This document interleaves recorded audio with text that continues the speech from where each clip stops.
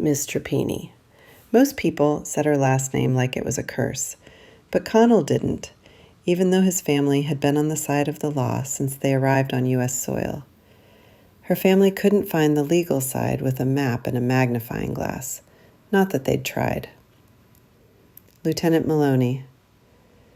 They both paused on their separate ends of the phone line. She wasn't sure why. They just did. It was part of this thing they had going. If she could figure out what the thing was they had going, she could cut back on her chocolate therapy. Or not. It was such a freaking cliche to drown her sorrows in chocolate, but nothing else she'd tried worked like a good dose of chocolate. She closed her eyes, her hands clenched on the phone as she braced for what came next. I was wondering if you'd be free to come in for a chat this afternoon. When the chats started a couple of years back, Connell had offered to come to her apartment, but she'd said no. It was hard enough having him in her head without having him in her apartment. And, even if she wasn't in the family business, she was a Trapani. It didn't look good to have a cop car parked outside the place for too long. Chats at a police station were, oddly enough, not a problem for her family. It was expected that she be familiar with the inside of a police station. What time? Even if she wasn't free, it was better to agree.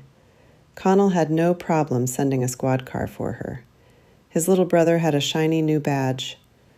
Who better to practice on than a Trapani? When the call ended, abruptly of course, she turned to her assistant, Carol. Can you cover for me this afternoon? Carol looked worried, possibly because Anna went from the phone straight to the eclairs. Anna's "I'm fine" was understandably muffled. When she'd swallowed, she gave Carol a weak smile, explained the request, and added, I told you about my family. What she hadn't told Carol was that she was in love with the enemy. Anna had been in love with Connell since the first grade, but a Hatfield and a McCoy had a better chance of getting together than a Trapani and a Maloney. You didn't tell me about this Maloney. Carol crossed her arms over her chest. It was her truth time pose. Anna looked down at the eclair. It was preferable to Carol's all too perceptible gaze. There's nothing to tell, except you're totally into him.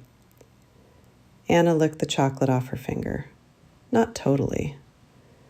I thought you said Trapanis are good liars. I'm an aberration.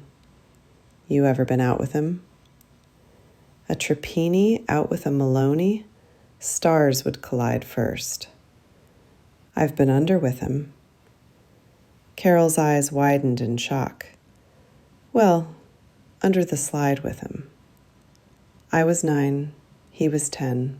He'd kissed her. She liked it so much she kicked him. He'd laughed, like he knew. That's it? Well, there was a New Year's dance in high school. We bumped into each other. He'd kissed her again, a much better one this time. And then he asked her if she was going to kick him. For the space of 2 heartbeats, she'd stared at him and thought, he likes me.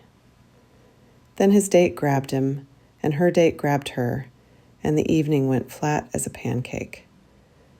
That was when she started serious chocolate therapy. She'd been a dabbler until then.